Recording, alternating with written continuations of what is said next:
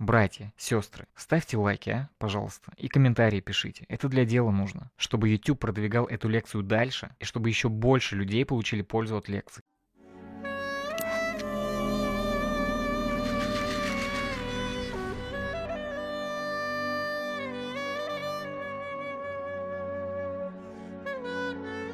Дорогие братья, знаете ли вы размеры и широту рая?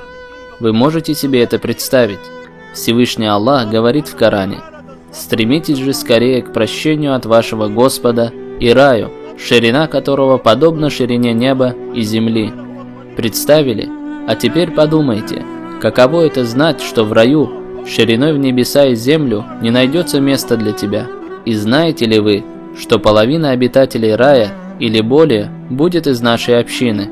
В сборнике имама Бухари приводится, что Абдулла ибн Мас'уд, да будет доволен им Аллах, сказал: «Однажды мы находились вместе с пророком, мир ему и благословение Аллаха, в шатре. И он спросил: хотели бы вы быть четвертью всех обитателей рая? Мы сказали: да. Он спросил: а хотели бы быть третью всех обитателей рая? Мы сказали: да. Он спросил: а хотели бы быть половиной всех обитателей рая? Мы сказали: да. Тогда пророк, мир ему и благословение Аллаха, сказал: я надеюсь, что вы будете половиной всех обитателей рая, потому что в рай зайдет только душа, покорная Аллаху. И так будет, несмотря на то, что сегодня вы по отношению к многобожникам подобны белому волоску на шерсти черного быка, то есть в количественном соотношении. Хвала Аллаху за эту милость. Однако сегодня мы видим то, что вызывает печаль и омрачает нашу радость. Несмотря на то, что большинство обитателей рая будет из этой общины, к сожалению, женщин среди них будет мало. Передается от Имрана ибн Хусейна, что посланник Аллаха, мир ему и благословение, сказал: «Я заглянул в рай и увидел, что большинство из его обитателей бедняки. И я заглянул в ад и увидел, что большинство из его обитателей женщины». Хадис передали Бухари и Тирмизи. Также в Сахихе Муслима приводится от Абу Гурейры, что пророк, мир ему и благословение, сказал: «Два вида обитателей огня я еще не видел. Это мужчины с плетьми, которые подобны бычьим хвостам и которыми они избивают людей, и женщин, являющиеся одновременно и одетыми, и обнаженными, отклоняющимися и отклоняющими, головы которых подобны свисающим верблюжьим горбам. Они не войдут в рай и не ощутят его благоухания, хотя благоухание его непременно будет ощущаться на таком-то и таком-то расстоянии». Посмотрите на это страшное предостережение. Они зайдут в рай и не почувствуют его аромат, который ощущается на расстоянии в 500 лет. Даже запаха они не почувствуют. Посмотрите на сегодняшних женщин, которые носят обтягивающую одежду и выставляют свое тело на показ, кроме тех, над кем смилостивился твой Господь. Женщины, одетые и в то же время раздетые, то есть она одевает платье, но платье, почти обнажающее тело. Как говорят, платья современных женщин нуждаются в платьях. Хиджаб современных женщин сам нуждается в хиджабе. Поэтому, дорогие братья и сестры, уделяйте особое внимание вашей одежде. Также сообщается, что Ибн Аббас, да будет доволен Аллах ими обоими, сказал: «Однажды пророк, мир ему и благословение, сказал: мне был показан ад, и оказалось, что большинство его обитателей женщины, проявлявшие неверие, то есть неблагодарность. Его спросили: они не веровали в Аллаха? Он ответил: они проявляли неблагодарность по отношению к своим мужьям и не благодарили за благодеяния, которые им оказывали. Если ты долго будешь делать добро какой-нибудь из таких женщин, а потом она увидит от тебя нечто такое, что ей не понравится, то обязательно скажет: я никогда не видела от тебя ничего хорошего».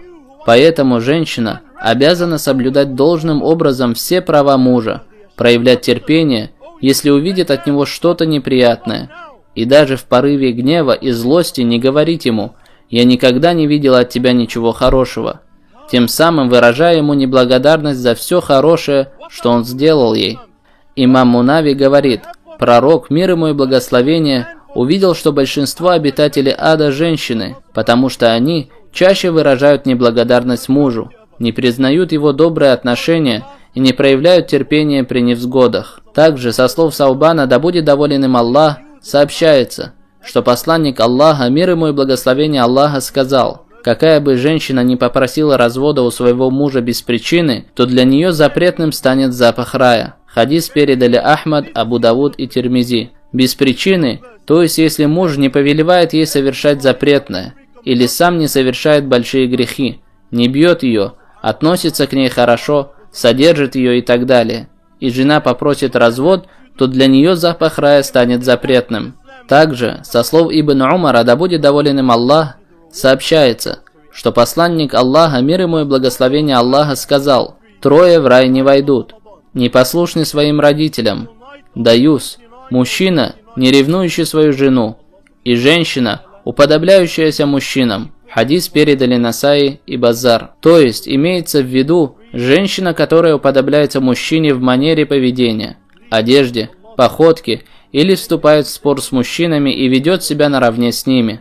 Особенно актуально в наше время то, что женщины не только уподобляются мужчинам, одеваясь как мужчины или танцуя как мужчины, но также снимают это на камеру и выкладывают в интернет, многократно увеличивая степень тяжести своего греха. Будьте осторожны в этом, братья и сестры. И в конце хочу обратить внимание на то, что слова «не войдет в рай» или «не ощутит благовоние рая» и тому подобное означают, во-первых, что эти действия относятся к большим грехам, поскольку за них предусмотрено строгое наказание. И во-вторых, такие категории людей, если были мусульманами, то не войдут в рай в числе первых, или не войдут в рай без расчета, или же войдут в рай после того, как прибудут в аду за совершение данных грехов, поскольку любой мусульманин, если умер мусульманином, рано или поздно все равно войдет в рай. И это убеждение сторонников Ахлю Сунны.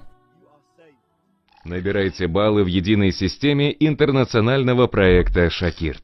В нем можно изучать Коран и учиться ежедневно совершать добро. Зарегистрируйтесь на сайте Шакирт прямо сейчас и приглашайте друзей.